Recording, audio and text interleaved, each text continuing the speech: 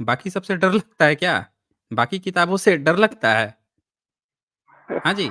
बाकी गीता पे क्यों करूँ? गीता पे 4 बार आपके पास आया हूँ मैं, चारों बार मैंने आपको बोला, चारों बार आप भाग गए गीता में। अच्छा, गीता में भाग गए हैं। बड़ा दर्द है बंदे को कि इसके गीता से कोई इसको गीता पे डिबेट नहीं कर रहा है भाई। हैं? क्या है गीता में भाई? चलो हम सर गीता सर पे इनसे डिबेट ये करेंगे। पूछिए, इनसे पूछिए अभी हुँ। गीता से ही डिबेट करनी है तो बाकियों को इन्होंने क्या गटर में डाल दिया किताबों को, मतलब they are all done and dusted? तभी तो होगा ना सर, हाँ, वही। किताबें ऐसे ही है ना फिर। हाँ, यही यही नहीं नहीं, बात होगा ना, क्यों भाई? कोर हुँ? फिलोसफी जो गीता है ना, कोर फिलोसफी जो है अच्छा, उस पे कोर करेंगे ना फिलॉसफी। डिबेट। अच्छा, तो पहला अवतार कौन था? पहला पहला अवतार अवतार मत्स्य कौन था अवतार भाई? था। वो मत्स्य कुछ अवतार। फिलॉसफी नहीं दे गया क्या? गूंगा बन के आया था? कुछ फिलॉसफी दे के गया सबसे या कोर ऐसे ही गूंगा बन फिलोसफी के जो गया?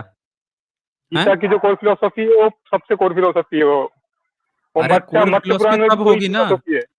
अच्छा भाई, एक बात बता मुझे, पहला जो अवतार हुआ मत्स्य, वो कुछ बोल के गया या गूंगे ही लौट गया था?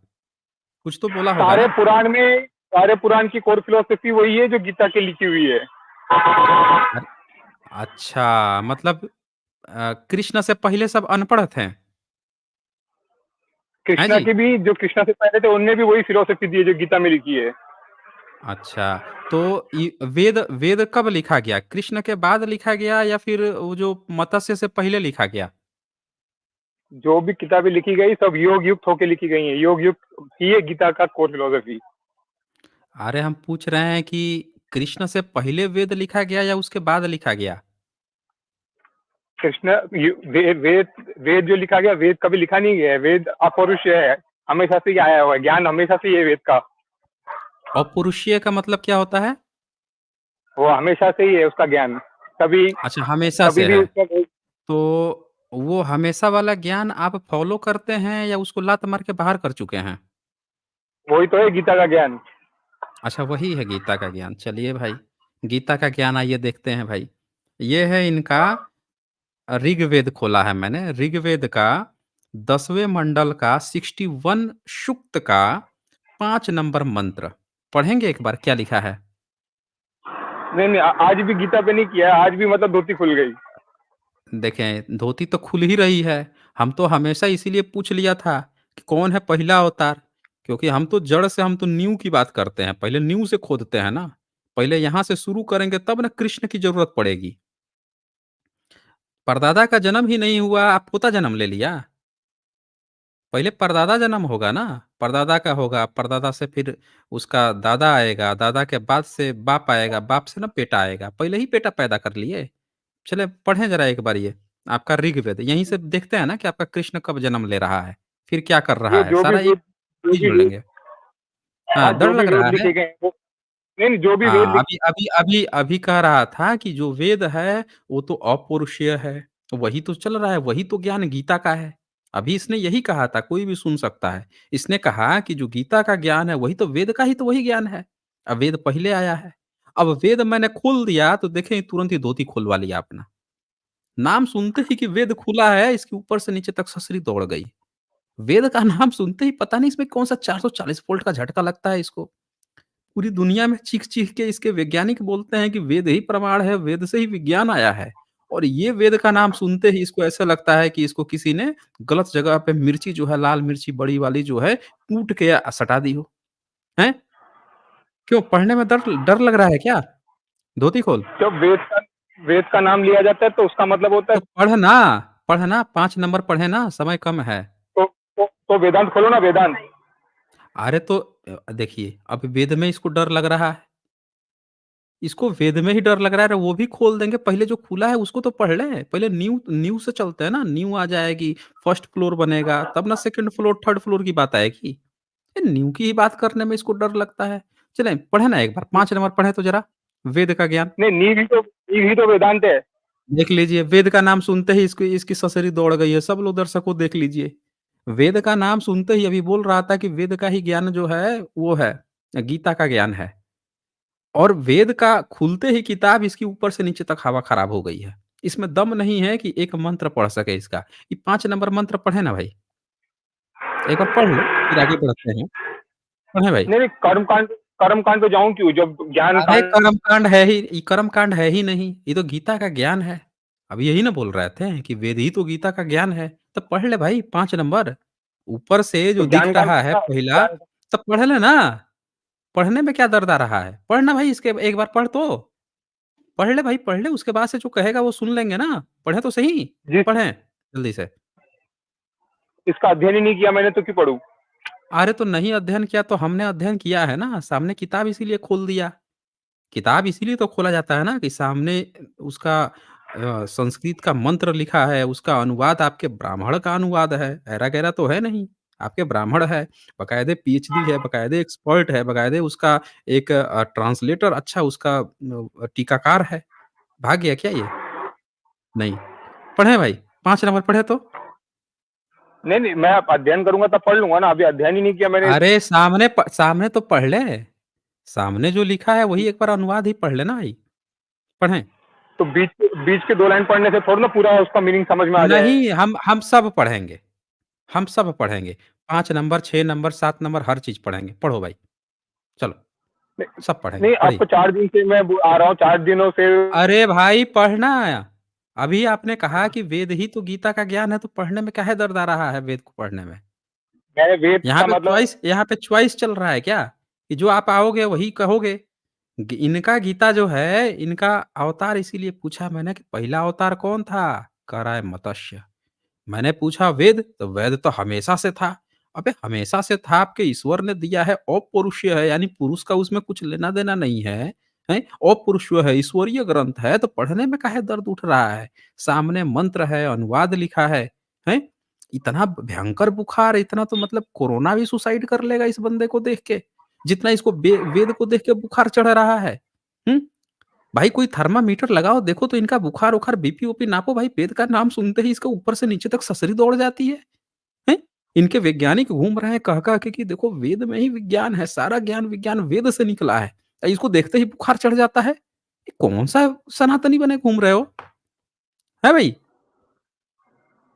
कौन-सा ज्ञानी बने घूम रहे हो भाई? कि आपको वेद का नाम सुनते ही दर्द उठ जा रहा है? हाँ जी। नहीं, नहीं, मुझे कोई दर्द नहीं उठ तो रहा। नहीं तो वेद ऑफ पढ़ें, कोर्स तो मैं पढ़ें, वेदा पढ़ें 1 मिनट, पढ़ें फटाक से। समय नहीं है हमारे पास इतना। पढ़ें फटाक से 5, 6, 7 पढ़ें। पढ़िए।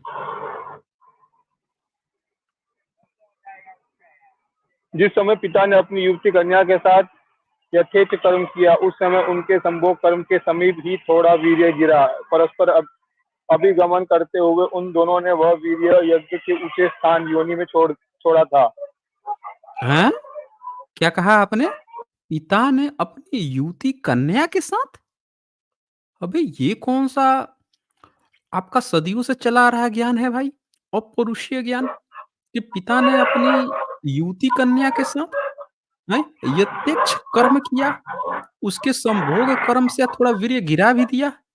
अच्छा उसके अभी तो 6 नंबर आपने पढ़ दिया, 5 नंबर मैंने कहा था पढ़ने के लिए। हैं जी? ये कुत्ता भी भौंक रहा है इनका। पढ़ें भाई? ओह! प्रजापति का पुत्र उत्पन्न करने में समर्थ वीर्य सर्वोत्तम है। प्रजापति ने ये अपनी काहे उस रिश्तेदार मानव के यहाँ पहुँच जाते हो भाई अपने?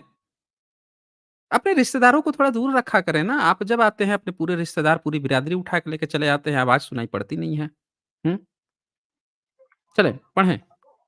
उस समय मानव हित कर वीर्य का त्याग किया, जिससे उन्होंने अपने सुंदर उषा के शरीर में सिंचित किया था। इस क्या पढ़ रहे हैं भाई?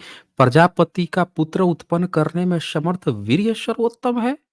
प्रजापति ने अपने उस मानव हितकारी वीर्य का त्याग किया और उन्होंने अपनी सुंदर उषा के शरीर में सिंचित किया। ये प्रजापति और उषा कौन है भाई? इन दोनों में क्या रिलेशन है? प्रजापति हुँ? मतलब सूर्य और उषा मतलब रेज। अच्छा जी, तो ये 6 नंबर में क्या लिखा था फिर?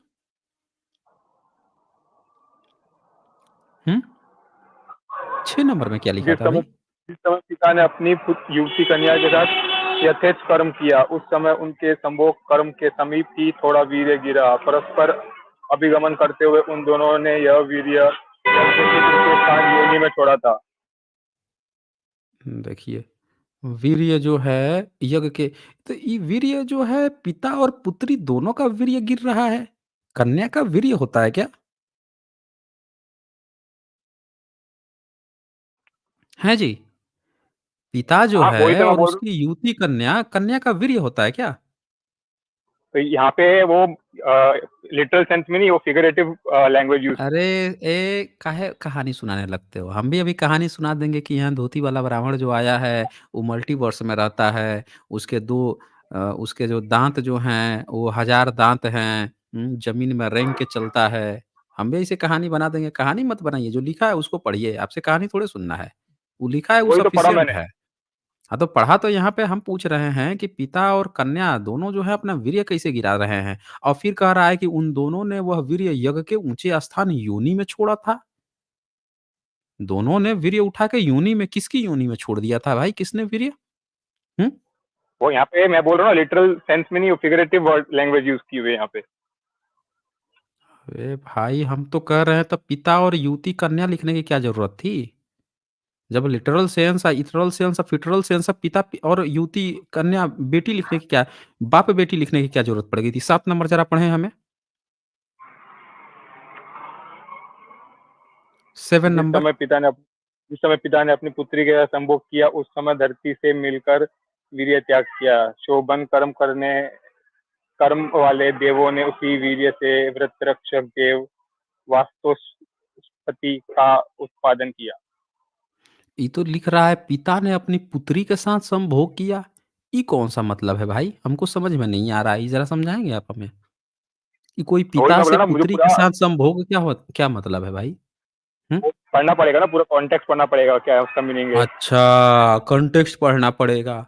इनके अनुवादक लिख रहे हैं 3 श्लोक में आपने देखा बार-बार पिता और उसकी युति कन्या।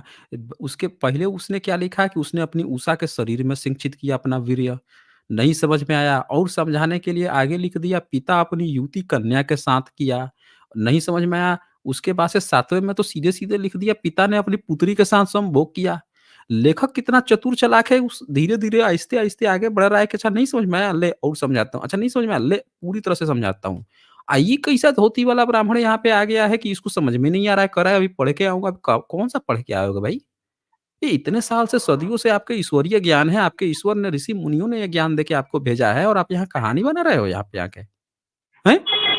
ये आपके यहाँ ये बताओ, ये जब ऐसी कुछ बातें लिखनी भी है, आप जिसका अलग कुछ मतलब भी निकालना चाहते हो, यहाँ पिता और पुत्री से संभोग की बात काहे लिखे भाई? यही बता दो आप हमें। ये लिखने की क्या ज़रूरत पड़ हाँ। गई? हाँ, जैसे वो लास्ट डिबेट में अपन ने यम और यमी का किया था संवाद, तो यम का मतलब धर्म और यमी का मतलब अधर्म। सुनिए, कहानी हमको मत सुनाइए। यम नहीं नहीं, आगे यही में उसका बेम, अरे इसका कोई मतलब नहीं है। भाई-बहन वहाँ लिखा हुआ था सीधे। बहन कह रही है अपने भाई से सीधे-सीधे कह रही है तो कि तू एक भाई का क्या एक हमको ही संभोग करना है। चीज सुने कहानी कहानी हमको हमको कहानी नहीं इवन पसंद है। इवन यहाँ पे सुने, यहाँ पे साफ-साफ लिखा है पिता ने अपनी पुत्री के साथ संभोग किया। हम कह रहे हैं कि भाई आपको अगर कुछ समझाना ही पब्लिक को तो ये काहे लिख के समझा रहे हो कि पिता ने अपनी पुत्री के साथ संभोग किया? ये क्या लिखने की ज़रूरत है भाई? आपको इसके अलावा कुछ समझाने नहीं आता है क्या? आपका दिमाग वहीं से उठता है, वहीं दिमाग निकलता है, वहीं पे घुस जाता है? हैं? उसके अलावा आपका दिमाग कहीं चलता नहीं है क्या? तो वहाँ पे आपका दिमाग पर्सोनिफिकेशन यूज जो हो रहा है, है ना। अरे तो आपके ऋषि मुनियों का दिमाग वहीं से चलता था कि पिता ने पुत्री के साथ संभोग कर दिया, अभी यहाँ से उठा के वहाँ रख दिया। इसके अलावा और कुछ दिमाग नहीं चलता था क्या? हैं? उनको कुछ अगर समझाना है, आप जैसा कह रहे हो कि नहीं उसका कुछ और मतलब है, हम कह रहे हैं कि कुछ और मतलब होए, तो उसको समझाने के बहुत सारे तरीके हैं। ये भाग गया क्या ये? ये भाग गया। It's very shocking. मैं खुद ही परेशान हूँ इस बात को देख के। वो 7 नंबर पर देख भी रहा है, देख रहा है, हाँ। पुत्री का देख रहा है, उसके बाद हुँ, भी इस बात के बारे में बात कर रहा है। My God, hmm, hmm, hmm. Unbelievable. मतलब जो वेद का लेखक है, वो कितना चतुर चालाक है कि उसने धीरे-धीरे समझाया है। 5 नंबर में, 6 नंबर में, कहा नहीं समझ में आया, 7वें में खुला लिख रहा है।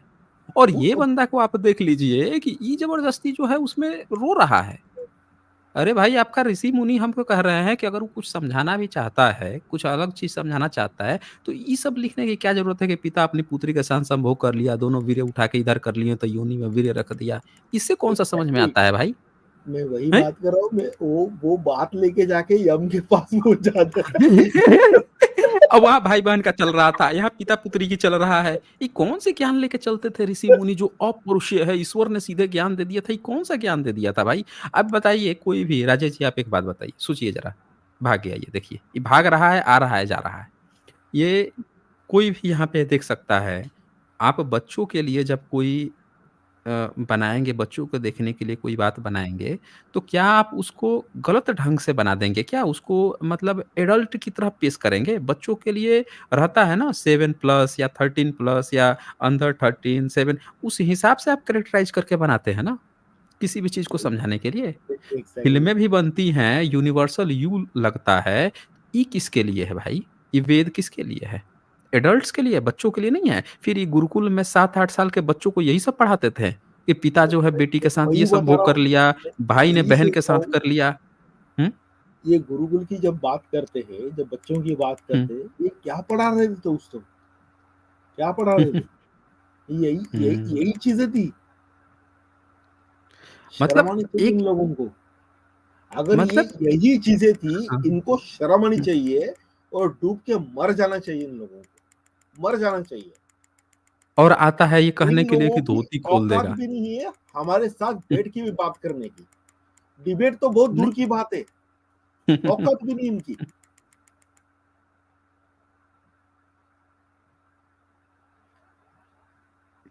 अब